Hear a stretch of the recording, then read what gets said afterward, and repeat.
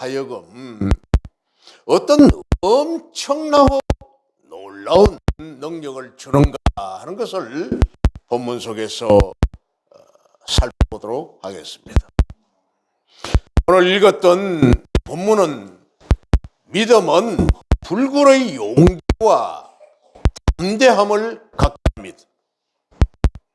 믿음의 용사들이 불굴의 용기와 담대함으로 한 믿음의 행위들이 열거되고 있는데 이 행위들을 하나하나 살펴보면은 33절 믿음으로 나라들을 이기기도 하며 믿음으로 여러 나라들을 이겼다는 겁니다. 33절 초반 이에 소개되는 이 사례를 볼 때는 참 용사꾼 출신이었던 사사 기드온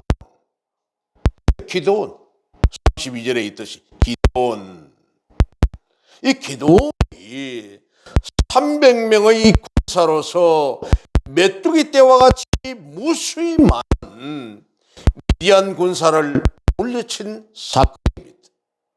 미디안 군사는 그 당시 13만 5천 명이라고 했습니다. 13만 5천 명 대 300명의 싸움에서 300명이 이겼다는 거죠. 사사기서를 가보겠습니다. 사사기서 7장입니다. 이제 사사기서를 몇 군데 한번 찾아보도록 하겠습니다. 사사기서 7장 1절을 보면은 여룻바알이라 하는 기드온과 그를 따르는 모든 백성이 일찍이 일어나 하루 샘 곁에 진을 쳤고 미디안의 진영은 그들의 북쪽이요 모래산 골짜기에 있었더라. 가을 수확 때만 되면은 미디안 군사들이 메뚜기처럼 떼처럼 몰려와가지고 그 곡식 수확할 것을 탈취해 간다는 겁니다. 그냥 노다지 탈취를 해가니까 이제 살짝 숨어서 기드온이 아버지의 그 포도즙을 짜는 즙털 속에 숨어가지고 타작을 하는 겁니다. 그러는데 미디안 또 군대들이 쳐들어온 겁니다.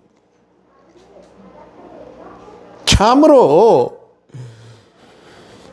아주 사람이 농사 짓고 아주 간담이 약한 사람입니다.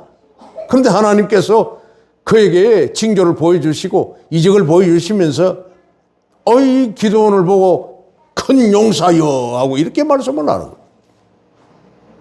그래서 이제 백성들 중에서 군사를 모아가지고 그들을 대적을 하라. 내가 너와 함께 하겠다고. 그래가지고 군사를 모아보니까 무려 3만 2천 명이 모인 겁니다. 그런데 하나님께서는 그 군사가 많다. 그걸 데리고 가가지고 집에 할 일이 있고 또 결혼한 지 얼마 안 됐고 부모님이 연로하시고 이 전쟁에 별 관심 없는 사람은 돌려보내라 이렇게 했더니 남은 자가 한 10,000명쯤 됩니다. 3만 2천 명 중에서 3절에 있는 내용입니다만 10,000명을 데리고 그러면은 저 겨울가에 가가지고 근데 이제 워낙 기온이 높고 하니까 덥고 목이 마르죠. 물을 이제 먹도록 만들었습니다. 그러니까 우르르 쫓아가가지고는 이 10,000명이 그냥 엎드려서 물을 쭉쭉쭉쭉 빨아먹는 거예요. 그런데 그 중에서 어떤 사람들은 손바닥으로 물을 뚝 떠가지고는 개처럼 활짝활짝 훑어 먹는 겁니다.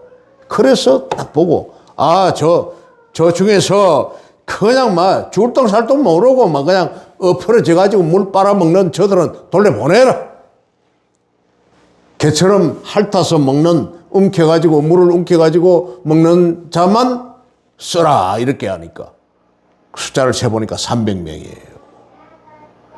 왜 이제 그러냐 하면은 적이 공격을 하는데 그냥 머리를 숙이고 겨울에 엎어져 가지고 물을 먹는 사람들은 저기 공격하면 그대로 하살바지였다. 그대로 다 죽음입니다. 그런데 좌우를 살피면서 손바닥에 물을 떠가지고 핥아서 이리 먹는 사람들은 적을 경계하면서 먹으니까 자세가 되었다는 거죠. 그렇게 했더니 300명이더라. 6절에 손으로 누구든지 개가 핥는 것 같이 혀로 물을 핥는 자들을 너는 따로 세우고 또 누구든지 무릎을 꿇고 마시는 자들도 그와 같이 하라 하시더니 5절에 6절 손으로 움켜쥐 입에 대고 핥는 자의 수는 300이요 그 외의 백성은 다 무릎을 꿇고 물을 마신지라. 내가 이 물을 핥아 먹은 300명으로 너희를 구원하여 미디안을 내 손에 넘겨주리니. 나머지는 각각 집에 돌려보내라. 그리고는 그들에게는 이제 전부 다 횃불을 들어라. 나팔을 들어라. 빈 항아리를 들고 항아리 안에다가 횃불을 감추어라 하는 겁니다. 그래가지고는 미디안의 군대들과 맞서서 기도원의 칼이라 하면서 전쟁에 나갔더니 그냥 이들이 놀래가지고 막 이 300명을 100명씩 3세대로 나누어가지고 기습작전을 해서 막 그들 13만 5천 명이 그냥 하룻밤 사이에 전부 성장이 돼버리고 맙니다. 또 바락입니다. 둘째 사람, 기드온 다음에 있는 바락. 이 바락이 하나님의 여선지자 드보라의 명에 의해 순종하여서 가나안 군대 장관인 시스라의 군사를 물리친 사건입니다. 이 사건은 사사기 4장에 있는 내용이죠. 조금 앞에 있는 4장으로 가봅니다. 사사기 4장. 여자 선지자 드보라가 나왔습니다. 드보라가 4절에 그때에 라피도스의 아내 여선지자 드보라가 이스라엘의 사사가 되었는데 성경에 최초의 여자 사사가 나옵니다. 대단하죠.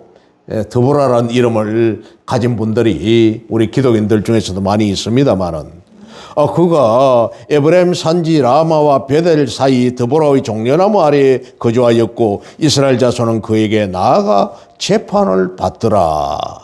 5절입니다. 그런데 드보라가 사람을 보내어 아비노함의 아들 바락을 납달리 게데스에서 불러다가 그에게 이르되 이스라엘의 하나님 여호와께서 이같이 명령하지 아니하셨느냐. 이 선지자가 참 종려나무 아래에 거주를 하면서 예언을 하는 겁니다. 그렇게 해가지고 그 바락을 불러라.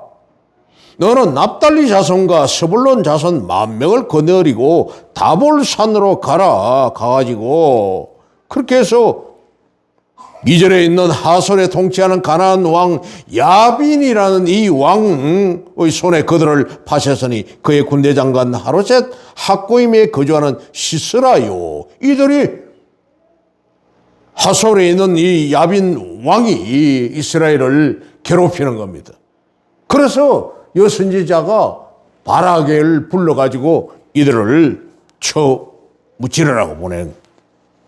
근데 이 바락이라는 남자가 얼마나 또 좀 막 우리 전말로 막 삐리한지, 내가 여자 선지자인 당신하고 같이 안 가면은 내가 안 갈 겁니다 하는 이런 식으로 합니다. 남자가 자기가 돼가지고 자기가 먼저 나서서 그래 하락하면 선지자가 시키면 예 하고 순종할 건데 여자가 당신하고 같이 안 가면 안 간다 하는 식으로. 그래가지고 그럼 좋다. 내가 뒤에 갈 테니까 내가 먼저 가라. 이렇게 해가지고는 이제 그 뒷심을 얻고 선지자가 가면은 이길 수 있다고 15절을 봅니다. 여호와께서 바락 앞에서 시스라와 그의 모든 병거와 그의 온 군대를 칼날로 혼란에 빠지게 하심에 시스라가 병거에서 내려 걸어서 도망간지라. 이 시스라라는 이 군대 장관이 하솔의 군대 장관이었던 시스라가 도망을 친다는 겁니다. 걸어서 이제 도망을 치는데 그의 병거들과 바락이 군대를 추격하여 하루셋 학고임에 이르니 시스라의 온 군대가 다 칼에 엎드러졌고 한 사람도 남은 자가 없더라. 시스라는 혼자서 도망을 칩니다. 도망을 치가지고 야엘의 장막 그 속에 가서 숨었던 겁니다. 숨었는데 이제 목이 마르고 배가 고프고 하니까 그 마을에 있는 한 집에 들어가가지고는 내가 물 좀 달라. 내가 목이 마르다.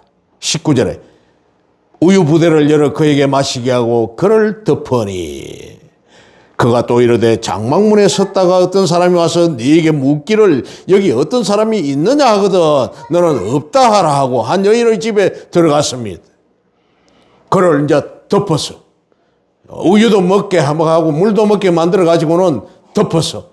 그래 가지고는 숨겨주었던 겁니다. 숨겨놔놓고 아이고 이제 뭐 좀 먹고 나니까 잠이 오잖아요.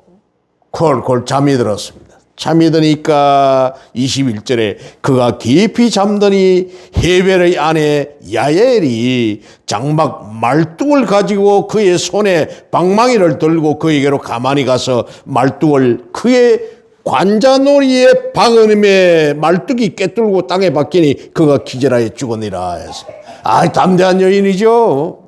헤벨의 아내 야엘이라는 이 여인이 그냥 막 자고 있는 그 시스라 군대 장관 이 관자놀이 눈썹과 눈썹 사이 관자놀이라고 하지 않습니까? 여기다 말뚝을 대고 막 방망이를 가지고 막 쾅쾅 내리 찍어서 그냥 막 뚫어버렸습니다. 머리를. 두개골을 그냥 뚫어가지고 그 자리에서 막 적살을 시키고 이런 사건이었습니다.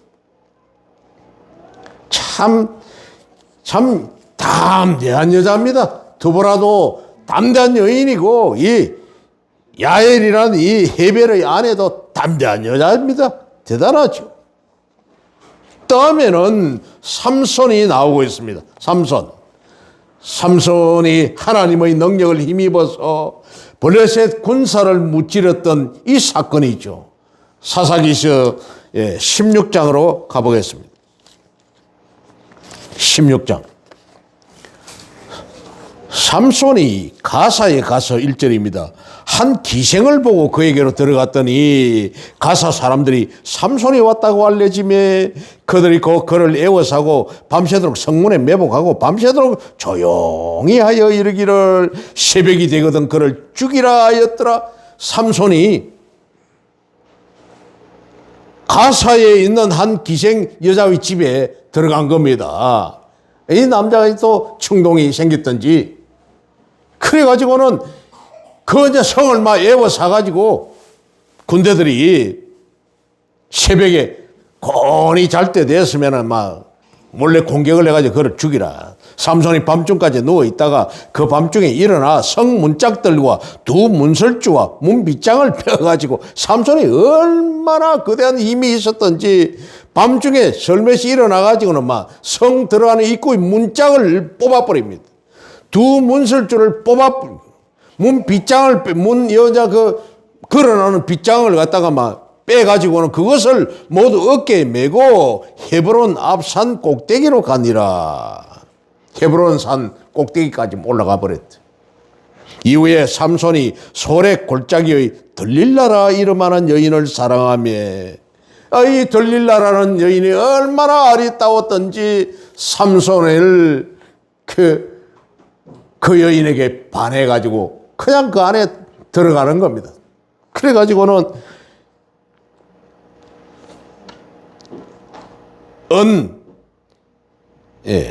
5절을 보면은 블레셋 사람들이 맨 하반절에 1,100개를 너한테 줄 거니까 어떻게든지 삼손인을 저 힘이 어디서 나오는지를 알아맞혀가지고 저거 잡아 죽이도록 하자 이렇게 꼬셨던 겁니다.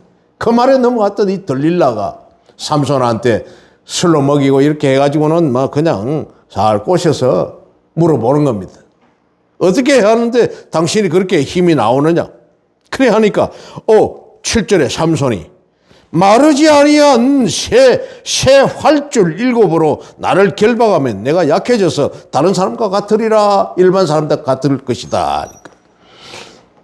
밤에 자는데 이 들릴라가 새 활줄, 활쏠 때 그 활줄, 그걸 가지고 꽁꽁 묶었습니다. 묶었는데, 밖에서 막 그냥 막 매복하고 있던 자들이 삼손에게 달려드니까, 블레셋 사람들 달려드니까, 그냥 막 후둑둑둑 막 해버리니까, 막 불에 탄 삼줄처럼 막 그 활줄이 다 끊어져 버린 거죠. 또 이제 들릴라가 묻습니다. 왜 당신이 나를 이렇게 거짓말로 희롱하고 이렇게 거짓말로 하느냐? 어떻게 하면 당신을 내가 묶을 수 있는지 좀 바른 말 좀 해도 하고 또 꼬시니 11절에 삼손이 그에게 이르되 만일 쓰지 아니한 새 밧줄들로 나를 결박하면 내가 약해져서 다른 사람과 같으리라. 새 밧줄로 가지고 나를 묶으면 된다. 또 잘 때 새 밧줄을 가지고 와가지고 삼손을 꼭꼭 묶었습니다. 묶었는데 또 한밤중에 블레셋 사람들이 쳐들어오니까 그냥 깨가지고는 삼손이 파리의 줄검기를 실을끄름같이 하였고 그때도 사람이 방 안에 매복하였더라. 그냥 막 약한 실 끈듯이 막 후둑둑둑 다 끊어버려요. 또 속았던 들릴라가 또 꼬십니다. 어찌하면 되냐고. 당신이 나를 그렇게 할 수 있느냐? 나를 사랑한다고 하면서 발음을 안 해주고 거짓말이나 한다고 하면서 그러면 어떻게 하면 되느냐? 13절에 나의 머리털 7가닥을 배틀의 날실에 섞어 짜면 되리라 하는지라. 배틀에 있는 그 날줄, 씨줄 하는, 시줄이 있고 날줄이 있습니다만은 그 날줄을 실에다가 내 머리카락 7가닥을 같이 이렇게 짜서 묶으면 된다. 또 그렇게 했는데 역시 14절 하반절에 삼손이 잠을 깨어 배틀의 바디와 날씨를 다 빼내니라 3번 동안 속았습니다. 그래 이 들릴라는 애가 탑니다. 은청계를 준다고 했으니 큰 거잖아요. 뭐 어떻게 하면은 꼬셔가지고 자기의 그 은을 받으려고 어떻게 그럴 수 있느냐고. 또 꼬시니 사랑한다고 하는 말은 다 거짓말이지 않느냐고.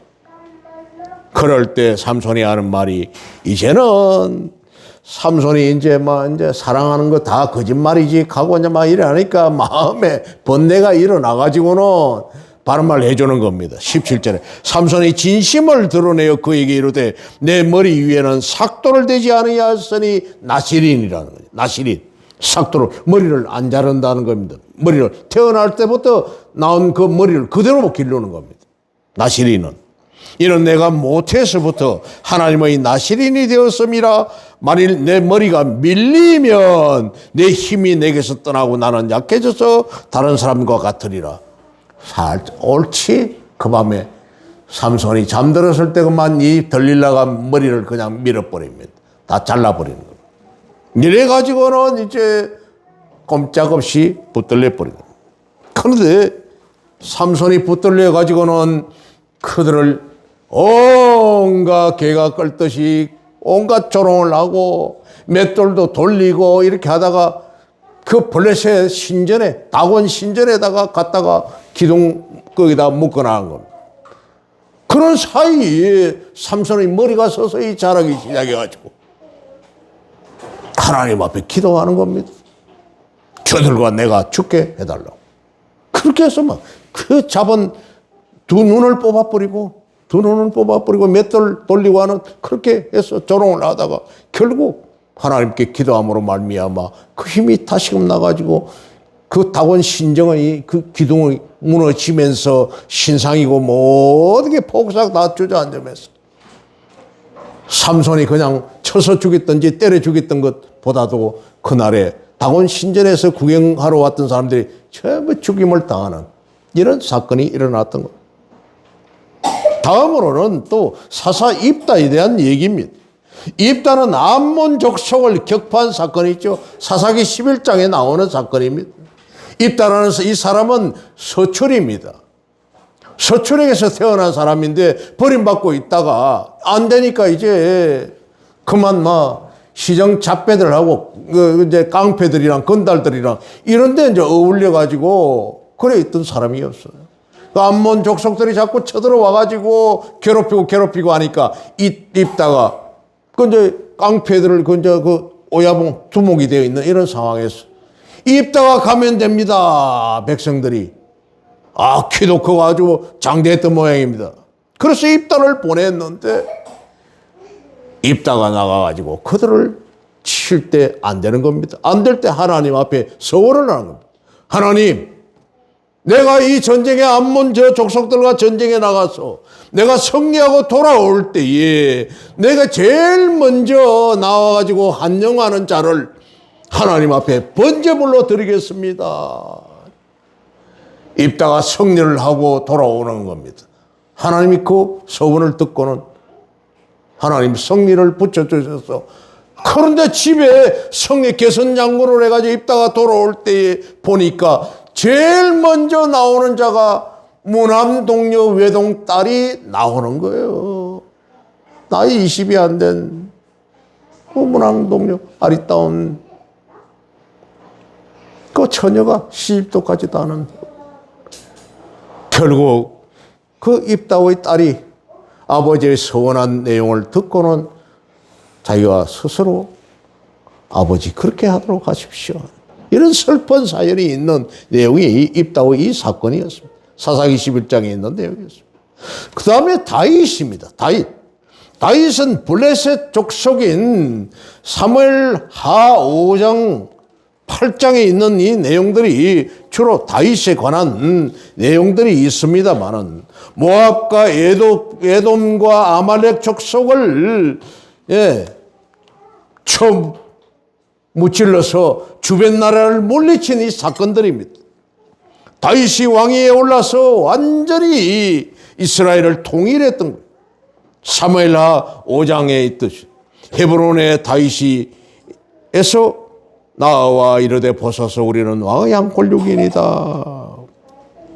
3절에 사무엘하 5장 3절에 이스라엘 모든 장로가 헤브론에 이르러 왕에게 나오며 다윗 왕이 헤브론에서 여호와 앞에 그들과 언약을 맺으며 그들이 다윗에게 기름을 부어 이스라엘 왕으로 삼으니 다윗이 나이가 30세에 왕위에 올라 40년 동안 다스렸으며 헤브론에서 7년 6개월 동안 유다를 다스렸고 예루살렘에서 33년 동안 온 이스라엘과 유다를 다스렸더라. 30세에 왕위에 올라서 40년 동안 왕위에 있었다. 그렇게 하여서 그동안에 이스라엘에 대적했던 모압과 에돔과 아말렉, 블레셋을 완전히 처무찌러 통일을 시켰던 이런 다윗이었습니다. 그런데 이상한 이런 사례들을 살펴보아서 알 수 있듯이 실제로 이의 전쟁들은 도저히 인간의 상식으로서는 이스라엘이 승리할 수 없는 모두가 다 패색이 짙은 이런 무모한 전쟁이었다는 겁니다. 어떻게 300명을 가지고 13만 5천을 이길 수가 있겠습니까? 말이 안 되는 거죠. 저 이스라엘 군사 지도자들은 하나같이 전문적인 군사 지식을 가지고 있지 않았습니다.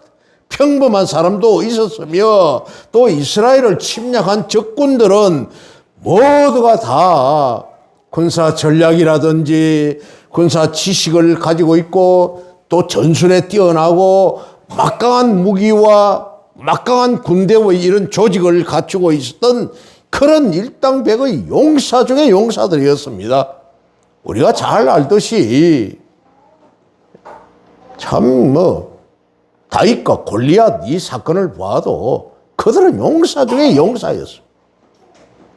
이 양자 간의 싸움은 애초부터 상대가 될 수 없었음에도 불구하고 이스라엘이 이방 국가들을 당당히 물리칠 수 있었던 이유는 이스라엘 지도자들이 하나같이 사무엘상 17장 47절에 있는 말씀처럼 여호와의 구원하심이 칼과 창에 있지 아니하면 이 무리에게 알게 하리라. 전쟁은 여호와께 속한 것인지. 아멘. 전쟁은 여호와 하나님께 속했다는 겁니다. 이기고 지고의 성패는 하나님께 속했다는 겁니다. 미국의 남북 전쟁을 승리로 이끌었던 것은 링컨이라는 미국 16대 대통령의 기도의 응답으로 남북 전쟁에 북군이 이겼고 노예가 해방이 되고 미국이 통일이 되었다는 겁니다. 남북 전쟁에서 링컨의 그 기도의 응답이었다는 겁니다. 지금 전쟁을 시작해 나가는데 전쟁이 붙어서 포화가 서로 포탄이 오고 가고 지금 총알이 날아가고 빗발치는 이 상황에서 링컨은 자기 방에서 무릎 꿇고 기도하고 있었다는 겁니다. 참으로 하나님의 능력을 믿는 확고한 믿음 때문이었습니다. 이와 같이 믿음은 전쟁을 승리로 이끌고 국가를 안전하게 지키는 가장 큰 원동력이 되는 겁니다. 아멘. 예. 이 믿음. 그리고 믿음으로 의를 행했다고 했습니다. 33절 중간에 의를 행하기도 하며, 이는 곧 공의로서 백성을 다스리는 일이나 또는 공의를 당당하게 악한 통치자에게 하나님의 심판을 선포하는 것은 믿음이 가진 믿음의 용사만이 할 수 있는 일이라는 겁니다. 아멘. 예, 믿음을 가진 자만이 공의를 선포할 수 있다는 겁니다. 믿음을 가지고 않는 자가 어떻게 공의를 선포할 수 있겠습니까? 정말로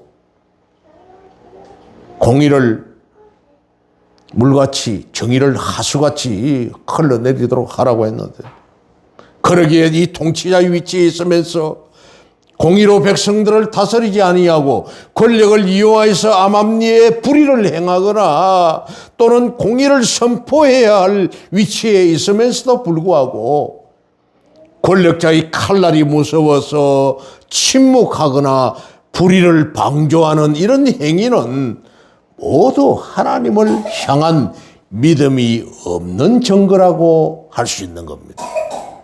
권력자의 그 권력 앞에서 당당하게 자신의 그 소신을 밝힐 수가 있어야 되는데, 그렇지 못하고 거기에 짬짬이를 해서 거기에 부역했다가 근간에 구속되어 들어간 사람들이 몇 사람 있지 않습니까? 예, 권력의 최고 정점에 있었던 사람들이 정말로 그렇습니다. 이런 점에서 보면 사사시대 말기 최고의 사사요 지도자라 할 수 있는 사무엘이 모든 이스라엘 백성으로부터 도덕적으로 무엄하고 물질적으로 청렴결백하여서 인격적으로 공명전대한 자로 존경을 받은 것은 그가 곧 믿음의 사람이며 공의로운 지도자임을 우리에게 단적으로 보여준다 할 것입니다. 사무엘이 백성들 앞에서 선포를 합니다. 내가 너희들 앞에서 어떤 내 자신의 어떤 부귀영달이나 내 욕심을 위하여 뭘 취한 게 있느냐 물어보니까 전혀 없다고 백성들이 하나같이 공의롭게 했다고, 청렴결백했다고 인정을 따한 사건이 바로 사무엘상 12장 4절에 있는 내용입니다. 또한 믿음의 이 행위들은 약속을 받습니다. 33절 약속을 받기도 하며, 이런 것 믿음으로서 하나님이 약속하신 것을 받았다는 뜻입니다. 약속을 받는다는 것은 실제 하나님의 언약을 성취하는 데는 많은 시간과 노력과 인내와 고통이 뒤따르고 있습니다. 이 약속 받기 위해서는, 하나님의 언약을 성취하기 위해서는 막 그냥 가만히 있는데 되나요? 그렇지 않습니다. 그러기에 이 언약을 성취하기 위해서는 반드시 하나님을 믿는 확고부동한 이런 믿음이 있어야 합니다. 아멘. 아브라함은 인생의 황혼기에 하나님의 부르심을 받았고 미지의 땅, 불모의 땅을 향하여 머나먼 순례자의 길을 나섰으며 이삭과 야곱과 요셉과 이 구약의 족장들은 하나님의 언약을 바라보면서 땅에서는 마치 나그네요 외국인과 같은 순례자의 삶을 살았지 않습니까? 정말 그랬던 겁니다. 13절에서 16절에 있는 말씀과 같이 13절 이 사람들은 다 믿음을 따라 죽었으며 약속을 받지 못하였으되 이 사람들 이런 믿음의 사람들입니다. 족장들입니다. 그것을 멀리서 보고 환영하며 또 땅에서는 외국인과 나그네임을 증언하였으며 이런 약속을 그들이 이같이 말하는 것은 자기들이 본향 찾는 자임을 나타내미라. 그들이 나온 바 본향을 생각하지 아니하였더라면 돌아갈 기회가 있었으리니와 그들이 이제는 더 나은 본향을 사모하니 곧 하늘에 있는 것이라. 아멘. 하늘에 있는 그 본향을 영원한 자기의 본향을 사모하고 본향을 생각했기에 그들이 이 땅의 삶에 연연하지 않았다는 겁니다. 이처럼 하나님의 약속을 이루기 위해서는 피나는 노력과 인내가 요구됩니다. 수월치 않습니다. 수월치 않습니다. 저는 항상 이렇게 주장합니다. 믿음은 무거운 짐을 내 양 어깨에다가 짊어지고 오르막 계단을 올라가는 것과 같다고 했습니다. 한 걸음 한 걸음 얼마나 어렵습니까? 얼마 전에 보니까 부산에서 뭐 100층이 넘는 그 건물 꼭대기에 20kg 뭐 등에 소아애기랑 이런 걸 짊어지고 전부 복장을 다 갖춰서 소방관이 그 꼭대기까지 몇 분 만에 도착하는 거 그 대회를 했더라고요. 해마다 그 대회를 한다고 합니다. 걸어서 그 꼭대기까지 계단을 타고 올라가는 대회를 하는데 야, 참 얼마나 힘들고 고통스럽겠어요. 믿음이 그렇다는 겁니다. 참 공짜로 그냥 주어지는 건 없습니다. 결코 없습니다.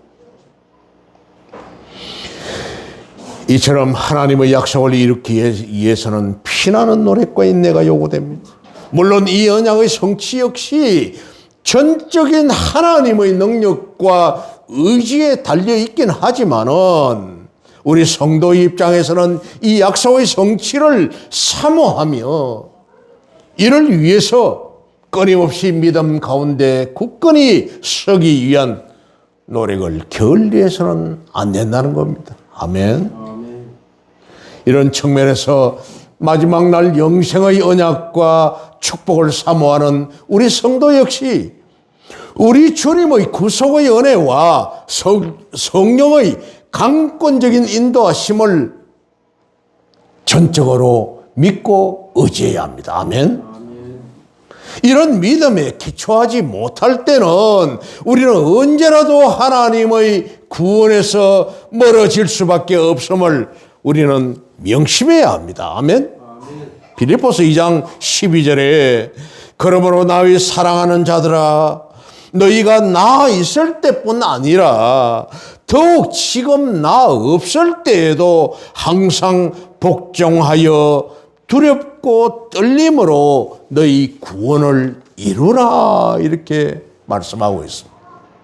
사도 바울은 빌립보 교인들에게 내가 있을 때나 없을 때나 관계없이 두렵고 떨리는 마음으로 너희 믿음을 너희 구원을 이루어 나가라고 말씀하고 있는 겁니다. 이제 오늘 33장 3절 이제 네 번째의 말씀을 보면은 믿음으로 사자들의 입을 막기도 하며 이는 다니엘이 황제 바사왕 다리오의 숭배를 무시하고 하나님께 경배를 드리다가 사자굴에 던져진 이 사건과 관련된 듯 합니다. 사자들의 입을 막기도 했다는 것. 이 말을 보면은 다니엘이 그 다리오 왕, 바사왕 다리오의 그 칙령에, 금령에 그 왕 외에는 경배하지 못한다고 했는데 하루에 3번씩 창문을 열어놓고 이스라엘 땅을 향하여서 하나님 앞에 기도했다고 했습니다. 다니엘서 6장에 있는 내용입니다. 실로 패망국인 이 유다의 포로 가운데 한 사람이었던 이 다니엘은 점령국의 황제인 바사왕의 검령에 대한 거부가 자신의 곧 죽음과 직결된다는 사실을 분명하게 인식했을 것입니다. 그럼에도 불구하고 그가 죽음이었던 사자굴에 던져짐으로 이것을 두려워하지 아니하고 사실은 하나님께 경배함으로 스스로 죽음을 자초한 것은 비록 그가 세상에서 죽임을 당한다 하더라도 살아 역사하시는 하나님 앞에서는 영원히 살게 될 것이라는 확실한 믿음을 가졌기 때문이었습니다. 할렐루야. 예.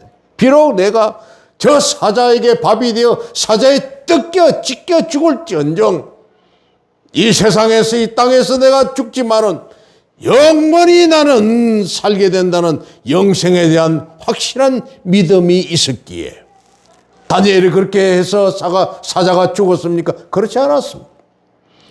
다니엘을 그 총애하고 사랑하였던 다리오 왕이 새벽에 일찍이 사자굴에 쫓아갑니다. 다니엘아, 다니엘아, 사실은 너희 하나님이 너를 어떻게 했느냐? 예, 왕이시여. 그들이 다니엘을 갖다가 사자굴에 집어 던졌을 때 하나님의 그 천사가 사자들의 입을 봉하였음으로써 머리털 하나 상하지도 아니하고 멀쩡했다는 겁니다. 멀쩡했다. 그리고 그는 이러한 믿음의 결과 하나님의 초자연적인 능력에 의해서 사자굴에서 생명의 건짐을 받고 이를 목격한 모든 이방의 불신 통치자 앞에서 하나님의 능력을 높이 드러내었던 것입니다. 할렐루야. 아멘. 이 다니엘을 모함해가지고 죽이려고 했던 그 이방의 그 고관 대작들 말입니다. 다리오에게 그냥 알랑알랑 하면서 그 비유를 맞추기 위하여 금령 만들어서 다리오 왕 신상에 절하도록 한 그렇게 금령까지 만들었지만은 하나님의 능력 앞에서 다리오 역시도 너희 사신 하나님을 너를 상하게 하지 않았느냐? 사자의 입에서 너를 건졌느냐? 다니엘의 하나님을 찬양할 지어다 했습니다. 이방의 왕이. 이처럼 믿음의 사람은 유한한 인간으로서 무한하고 영원하신 하나님의 초자연적인 능력에 함께 동참하는 영광을 누리게 되는 것입니다. 이런 역사가 오늘 이 시대에도 영원히 지속이 되고 있다는 사실입니다. 이러한 축복이 저와 여러분들에게도 있으시기를 우리 주님의 이름으로 축원합니다. 아멘. 기도하겠습니다. 아버지 하나님,